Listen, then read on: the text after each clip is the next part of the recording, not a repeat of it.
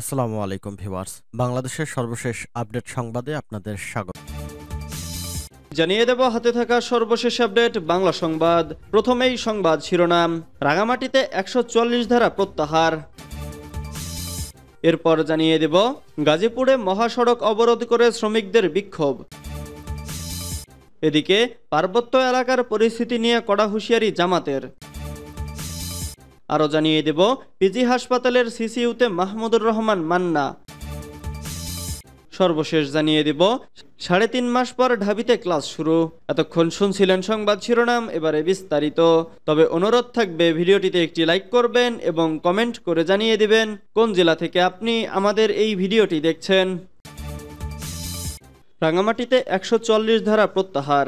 রাঙামাটিতে ১৪৪ ধারা প্রত্যাহার করা হয়েছে। তবে আইনশৃঙ্খলা পরিস্থিতি স্বাভাবিক রাখার জন্য জেলা প্রশাসনের পাশাপাশি পুলিশ, বিজিবি ও সেনাবাহিনী কাজ করছে। রোববার ২২ সেপ্টেম্বর রাঙামাটির জেলা প্রশাসক মোহাম্মদ মোশাররফ হোসেন খান বিষয়টি নিশ্চিত করেছেন। তিনি বলেন, গত দুদিনের চেয়ে আজ রাঙামাটির পরিস্থিতি কিছুটা উন্নতি ঘটেছে। আইনশৃঙ্খলা পরিস্থিতি স্বাভাবিক রাখার জন্য জেলা প্রশাসনের পাশাপাশি আইনশৃঙ্খলা বাহিনীও সমানভাবে কাজ করছে। আশা করছি আর কোনো ধরনের অপ্রীতিকর ঘটনা ঘটবে না। তাই আজ বেলা ১১টা থেকে ১৪৪ ধারা প্রত্যাহার করা হয়েছে। জেলা প্রশাসক মোহাম্মদ মোশাররফ হোসেন খান আরও জানান, ক্ষতিগ্রস্তদের ক্ষয়ক্ষতি নিরূপণের জন্য একটি কোর কমিটি গঠন করা হয়েছে। সেই কমিটি ক্ষয়ক্ষতি নিরূপণ করবে।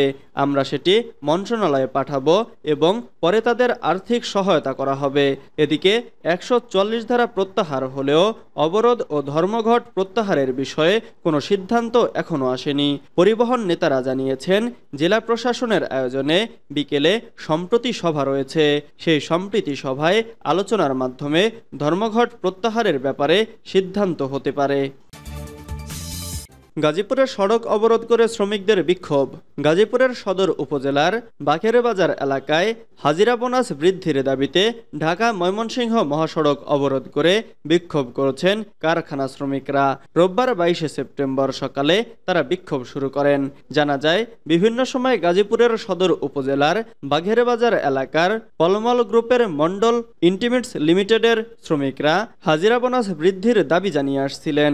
রোববার ২২ সেপ্টেম্বর সকালে তারা কারখানায় এসে কাজে যোগ না দিয়ে হাজিরা বোনাস বৃদ্ধির দাবি জানিয়ে বাঘেরবাজার ঢাকা ময়মনসিংহ মহাসড়কের ঢাকাগামী ও ময়মনসিংহগামী উভয় লেন দখল করে রাখে।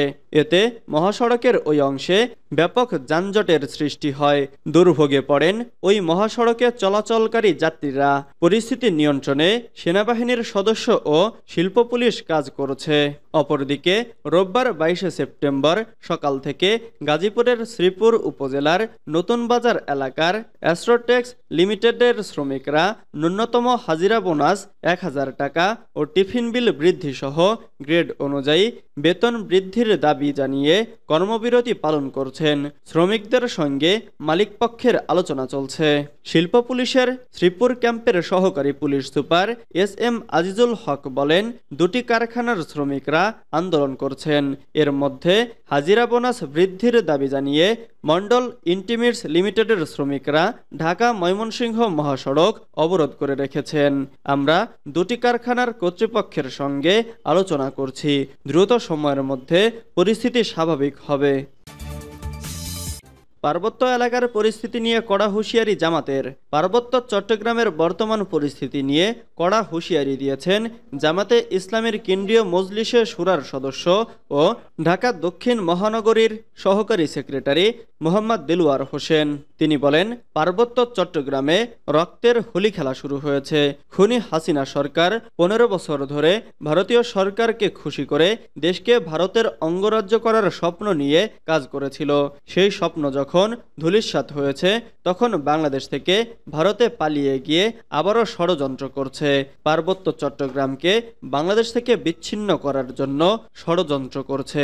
তিনি আরো বলেন, পার্বত্য চট্টগ্রাম নিয়ে কোনো ষড়যন্ত্র করবেন না, সেখানে রক্তের হোলি খেলা করবেন না, আর কোনো ভাইয়ের বুকে গুলি চালাবেন না। যদি রক্তের হোলি খেলা বন্ধ না হয়, ও যদি আর কোনো ষড়যন্ত্র করা হয় তাহলে দেশের 18 কোটি জনতাকে নিয়ে পার্বত্য চট্টগ্রামে লং মার্চ করব।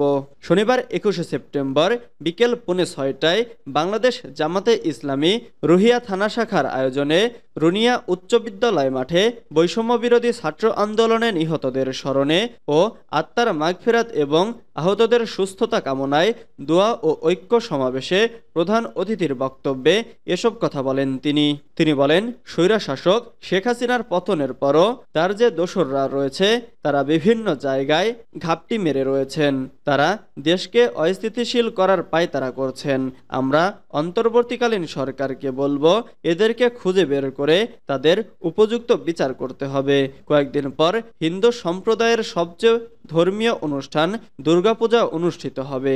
সেখানে দুষ্কৃতকারীরা যেন আমাদের যে সম্প্রীতি রয়েছে সেখানে তারা আঘাত হানতে না পারে, সেজন্য সবাইকে সচেতন থাকতে হবে। পিজি হাসপাতালের সিসিইউতে মাহমুদুর রহমান পান্না মধ্যরাতে বুকে ব্যথা নিয়ে রাজধানীর পিজি হাসপাতালে ভর্তি হয়েছেন নাগরিক ঐক্যের সভাপতি মাহমুদুর রহমান মান্না। শনিবার 21শে সেপ্টেম্বর মধ্যরাতে তাকে হাসপাতালের নিবিড় পরিচর্যা কেন্দ্রে ভর্তি করানো হয়েছে।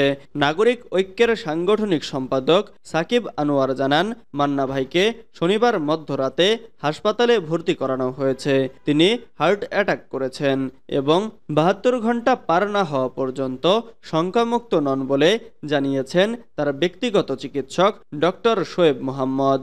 আওয়ামী লীগ সরকারের শাসনামলে 2015 সালে মাহমুদুর রহমান মান্না কারাগারে থাকা অবস্থায় হার্ট অ্যাটাক করলে তাকে হাসপাতালে পাঠানো হয়। সে সময় তার হার্টে একাধিক ব্লক ধরা পড়ে। নাগরিক ঐক্য দাবি করে, নিষ্ঠুর নিপীড়ক হাসিনা সরকার তাকে চিকিৎসার সুযোগ না দিয়ে হাসপাতাল থেকে কারাগারে প্রেরণ করে। কারামুক্ত হওয়ার পরও তার পাসপোর্ট আটকে রাখা হয়। এ কারণে তিনি বিদেশে উন্নত চিকিৎসাও নিতে পারেননি।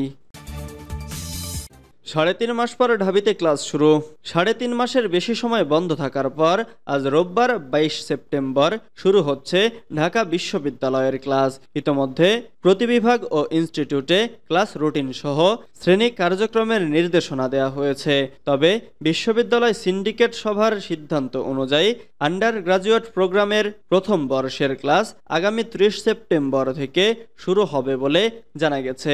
ঈদুল আজহা ও গ্রীষ্মকালীন ছুটি মিলিয়ে গত 2 থেকে 30 জুন পর্যন্ত বন্ধ ছিল ঢাকা বিশ্ববিদ্যালয়ের ক্লাস। তবে এ সময়ে বিভিন্ন বিভাগে পরীক্ষা অনুষ্ঠিত হয়েছে। 1 জুলাই থেকে ক্লাস চালুর কথা থাকলেও প্রত্যয় স্কিম বাতিলের দাবিতে বিশ্ববিদ্যালয় শিক্ষক সমিতি অনির্দিষ্টকালের কর্মবিরতি ঘোষণা করে। এতে বিশ্ববিদ্যালয় অচল হয়ে পড়ে। সব মিলিয়ে 3.5 মাস বন্ধ ছিল বিশ্ববিদ্যালয়।